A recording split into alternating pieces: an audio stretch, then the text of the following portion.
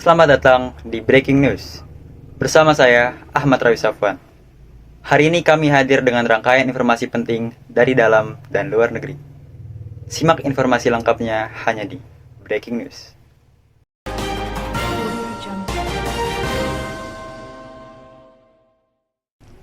Pemirsa, ketegangan kembali meningkat di Laut Cina Selatan. Pemerintah Filipina menuduh kapal penjaga pantai Cina secara sengaja menabrak kapal pemerintah mereka di perairan yang disengketakan. Insiden ini kembali memperkeruh hubungan kedua negara di wilayah yang rawan konflik tersebut.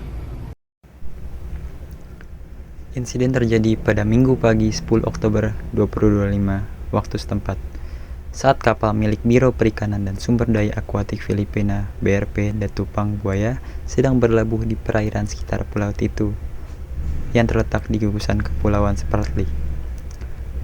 Kapal penjaga pantai Cina dengan nomor lambung 21559 disebut melepaskan tembakan meriam air ke arah kapal Filipina pada pukul 9.15 pagi. Tak berhenti di situ, 3 menit berselang, kapal Cina diduga sengaja menabrak buritan kapal BRP Datupang Buaya. Akibat insiden ini terjadi kerusakan struktural ringan. Beruntung, tidak ada korban di pihak awak kapal Filipina. Penjaga pantai Filipina menyebut tindakan ini sebagai bentuk agresi dan intimidasi yang terus dilakukan Beijing terhadap kapal-kapal mereka di kawasan yang diperebutkan. Hingga saat ini, pihak Cina belum memberikan tanggapan resmi atas tuduhan tersebut.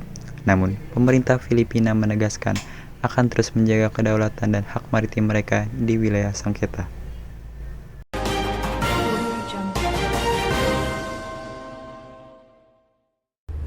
Ketegangan kembali memanas di perbatasan Pakistan dan Afghanistan. Baku tembak sengit pecah di sejumlah titik sejak Sabtu malam waktu setempat. Kedua belah pihak saling klaim keberhasilan dalam serangan yang terjadi di sepanjang perbatasan kedua negara. Baku tembak terjadi di lebih dari 6 titik sepanjang perbatasan Pakistan-Afghanistan yang membentang sejauh 2.600 km. Juru bicara Kementerian Pertahanan Afghanistan, Eniatullah Khwarazmi, menyatakan bahwa serangan mereka merupakan respon atas pelanggaran wilayah udara oleh Pakistan.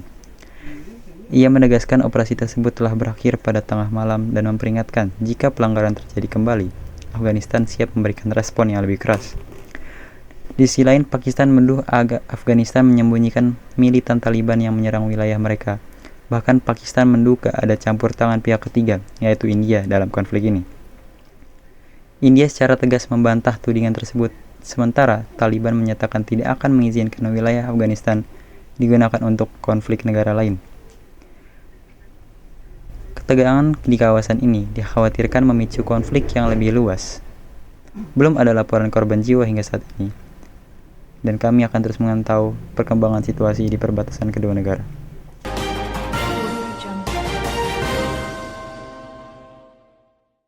Selanjutnya, duka datang dari tim nasional Indonesia. Garuda harus mengubur mimpi tampil di Piala Dunia 2026 setelah kalah tipis 0-1 dari Irak dalam laga krusial babak keempat kualifikasi Piala Dunia. Pertandingan digelar di King Abdullah Sport City Minggu dini hari waktu Indonesia.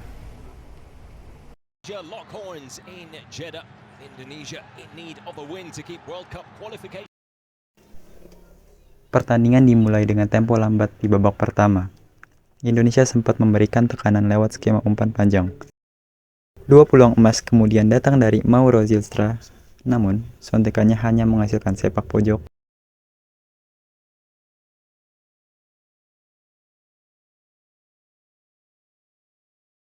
Dan sundulannya setelah itu masih melebar.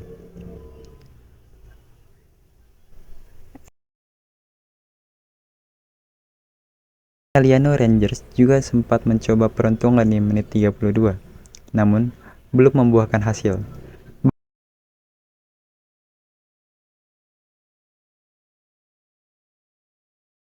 Babak pertama ditutup dengan skor kacamata 0-0.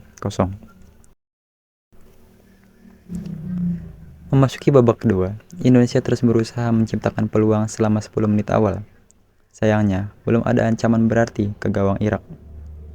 Sebaliknya, Irak mulai mengontrol permainan dengan umpan-umpan pendek dan sabar membangun serangan.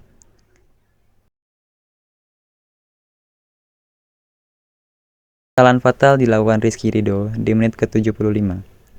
Blunder penguasaan bola membuat Irak mencuri kesempatan dan mencetak gol lewat kaki Zidane Iqbal. Skor 0-1 membuat Indonesia harus tersingkir dari persaingan menuju Piala Dunia 2026. Kekalahan ini tentu menjadi pukulan berat bagi seluruh cinta sepak bola tanah air. Namun, perjuangan belum selesai. Evaluasi dan semangat baru diharapkan bisa membawa Garuda terbang lebih tinggi di masa depan. Demikian informasi hari ini. Ikuti terus Breaking News untuk berita selanjutnya. Saya Ahmad Rawi Safwan, pamit undur diri dan sampai jumpa.